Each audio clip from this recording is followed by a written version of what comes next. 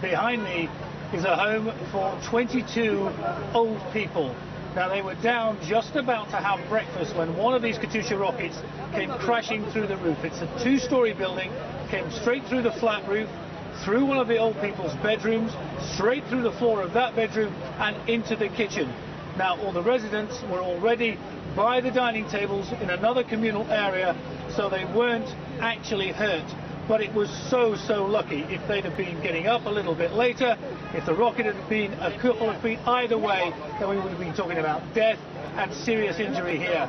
Now, what's happening now, a couple of hours later, is that these elderly people are being taken out of here by friends, relatives, health workers. One of the hotels around the corner has offered to put them up. There is no lighting in there at all. All the power is gone.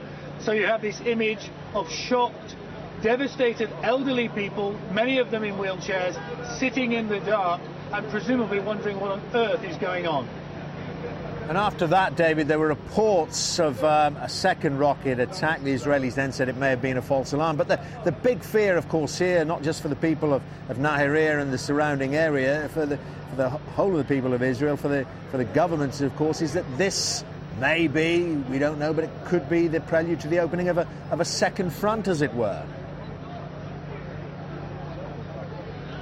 I'll take those things one at a time. First of all, we now had it confirmed that there was a second rocket launch.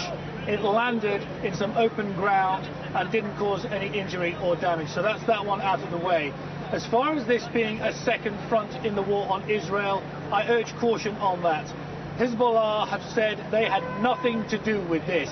So it's not Hezbollah joining in with Hamas and opening a big second front on Israel. It looks as though this is some rump Palestinian organization that is simply showing unity with what's happening down in Gaza.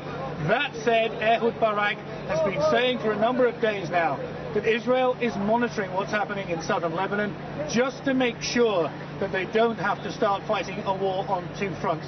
Israeli planes have been overflying Lebanon this morning.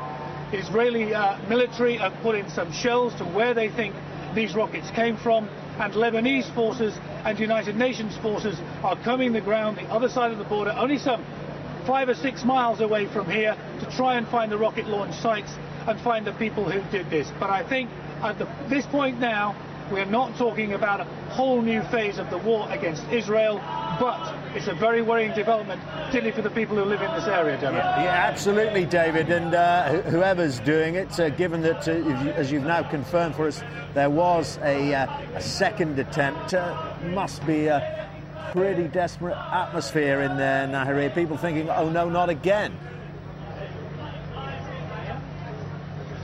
That's the key word, not again. This, of course, was showered with rockets 2.5 years ago when Hezbollah and Israel were fighting their own war. Many rockets fell around here. And just 18 months or so ago, again, rocket attacks here when Hamas overthrew Fatah in Gaza. So the people here, as you say, used to it, but you can never quite get used when one of it comes through your window, through your door, or in this case, through your bedroom ceiling and into the kitchen. It must have been absolutely terrifying.